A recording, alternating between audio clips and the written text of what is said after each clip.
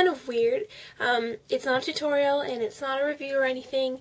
It's the top right here. I have 8 movies because I couldn't find another 2. Like, I have them in my head, but like I can't show them to you, so I think I'm gonna make it the top 8 tear-jerking movies ever, not just 2010, but ever. I'm gonna show them to you, and yeah, I thought this would be fun. I've been thinking of doing this for a really long time, and I was actually looking around YouTube, and I was like, has anyone done this tag that I can like post a video response or anything?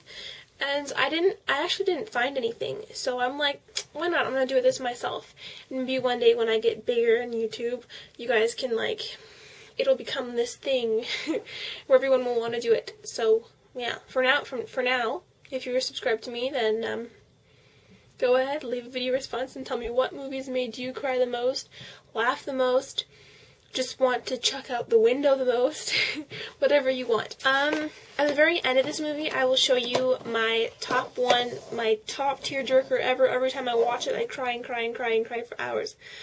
Yeah. The first one I'm going to show you is Keith. Oh my god, this movie. Okay, first thing I should probably tell you that I don't really cry easily in movies. It takes a lot of emotion to make me cry during movies.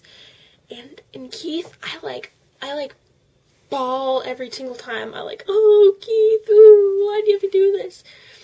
And it's not just at the end of the movie, I cry. At the end of the movie, I cry in the middle of the movie when he does a couple things and she's all like, oh my god, what do I do? I love that. So that's Keith. It has Jesse McCartney and Elizabeth Harnois in it. My second one is A Little Princess. This is such an old movie. It was based on a book. Who was the author of The Secret Garden? I'm not quite sure. But this is the 97-minute movie, A Little Princess. And it says every girl everywhere is a princess. And that's basically what... It's a really cheesy movie. And it stars this little girl here. So you can kind of see that it's not the most, oh my god, this is an amazing movie worth Grammys and whatever.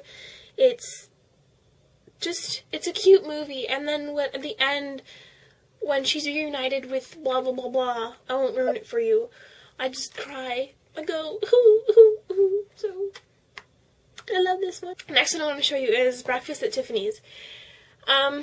I've watched this about twice, and I don't really plan on watching it again, but I thought it was funny because I cry during this movie at the end, but I don't cry for the reason she's running away and she won't be with the man she loves.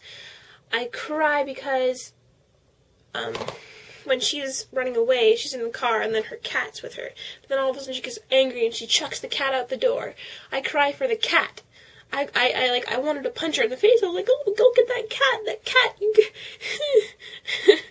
So I was all like, that's why I cry, for the cat, because she chucks it's like pouring rain, she chucks it out the door, and the cat has to like run away and go find shelter, and I'm just like, what'd you do that for? What'd the cat do to you? This next one I'm going to show you is probably one of my most favorite, adored, loved movies ever, and it's My Girl. There are 2, but I cry for the first one, because when he dies, her best friend, I cry during that, because it's so beautiful, and he's like in love with her, and like, yeah, that's My Girl. Dan, I cried in Jamie Lee Curtis. But I love My Girl, so. What else? Okay, Ever After. Ever After has Drew Barrymore and Angelica Houston. And, yeah, I've always loved fairy tale stuff like that, and like, I don't know, you guys probably tell what kind of stuff I like now. But, I always cry at the end when she comes in her beautiful fairy costume, and then like, she's there, and she's like, I love you, and he's all like, I love you too, and the stupid evil stepmother goes, no, she's my servant, and blah, blah, blah, blah. It's like, you lied to me? And then I cry because she deserves him. This probably won't come into any surprise for you. When I watched Harry Potter and the Deathly Hallows, oh, look at that. When I watched Harry Potter and the Deathly Hallows, I cried when Dumbledore died. I hope I did not just spoil anything for you, but I cried when he died.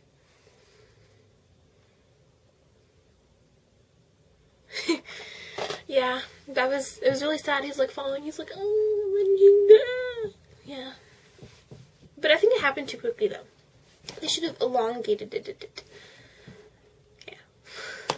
And then, okay, this movie is second.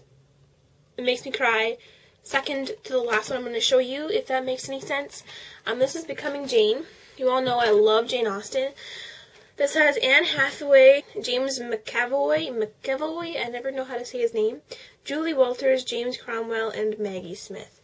So, at the end, okay, huge spoiler here, okay? Well, it's not really a spoiler because this is her life, but when they can't end up with each other, I cry, I go, no, Jane, you need to be with him. So this makes me cry a lot, but not as much as this last one I'm going to show you.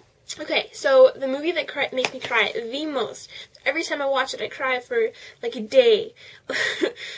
Like, even though I know what's coming and know what's going to happen, it's so emotional, it's so beautiful. Like, this movie has won so many awards for cinematography and just acting, and it's so damn beautiful, okay? It's called Bright Star, and it's another one of those 1700 movies, but it's about a real person. This man here, John Keats, he plays John Keats, and because of this movie, I discovered this poet, and he is so... If a guy was to write me love letters, after we met and we're all like, oh my god, hi, I love you, and blah, blah, blah, blah, if he wrote me love letters and sent them to me in the mail, it was like, dear Fanny, blah, blah, blah, blah, blah, blah, blah, because that's her name, Fanny. It's like, dear Fanny, I love you, blah, blah, blah, and he's like writing letters, writing his day, just, he's like, send me a letter of good night. I would fall in love. I would fall in deeper love. I mean, if a guy really, like, to me, if a guy wants to show his feelings to me, he's gonna wanna, have to actually tell me. But I don't know if it's just because I'm all sentimental or if it's because I should have been born in the 18th century, but if this guy writes me a letter, a handwritten letter, that's been folded up and put in the mail, an all authentic, like, I will probably be like, oh my god, I love you too. I don't know. That's what he did. He wrote letters to her, and it was like, they're like the most famous letters ever. I'll post like a link below to my favorite site where all of his letters are there, and you can go take a look at that. But John Keats is like, oh, I wish he was alive today. But it's so sad because he died thinking that he was not a successful poet. But after his death, his poetry became so famous, like it is now. I don't know. You may not have heard of John Keats, but now you have. Like, this is a movie made out of him. A movie made by, But it's so sad, his death, and they're in such passionate love, and they can't be together for various reasons. I'm not going to just spoil it for you because this movie, you need to watch it. Every time I watch the ending, just the whole movie makes me cry. It's so, it's not depressing or anything, it's just the love and has been torn away, and they're just like Fanny and John Keats, like, Mr. Keats, oh my god. And one time he's really sick because of something that happens. So then one time she finds him under a bush and she's like, oh, John. And they fall on top of each other and she's like, oh my god, I'm gonna lose you. And then, Bright Star. Official selection, Toronto Film Festival. Oh yeah. First Love Burns Brightest. And it has Abby Cornish and Ben Whishaw in it. And she's Abby Cornish and he's Ben Whishaw. Oh my god, he's so hot. Like, sometimes he looks kind of like, Other times he's all like, you look cute. So yeah, before I continue on rambling, I just watched Emma over again, and the ending is so lovely and beautiful, and does that help? They end up together, and it's just so yeah, Emma makes me cry, but happy tears. It makes me cry happy tears. Bright Star, it's also happy tears, but more sad tears, because they can't be together, because something happens to him. I keep thinking about Ballet Shoes with Emma Watson, but that didn't really make me cry. It was a really good movie, but it didn't really make me cry. Yeah, but keep in mind, I do not cry a lot in movies. I'm not a crybaby. I'm not one of those sappy girls.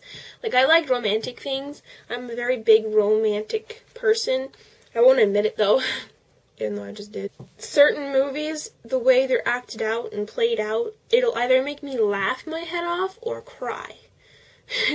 So, like, there was one point in Bright Star where she is so sad, like, after this thing happens, she's shaking and she can't breathe. And at first, the way she was acting, it kind of made me want to laugh, but it was so sad that I cried. So, if that makes any sense, I don't know. But yeah, that's my 2 cents on the movies that make me cry. I hope that wasn't boring for you. I mean, it was fun for me. I like talking about movies. I want to see what movies make you cry. You can post them in the comments below, in like a list of 5 of them, 2 of them, the one that makes you cry the most, put them down below. Post a video response. Okay, bye! Oh, and I know I'm probably going to get asked, so the lipstick I'm wearing is Rimmel London's Extreme Moisture. No, Maybelline New York Extreme Moisture in Windsor Rose. It looks like this. And then this ring is from New Look in England.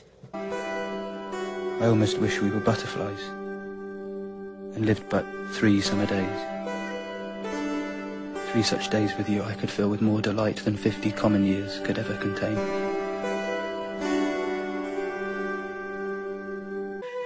Bright star,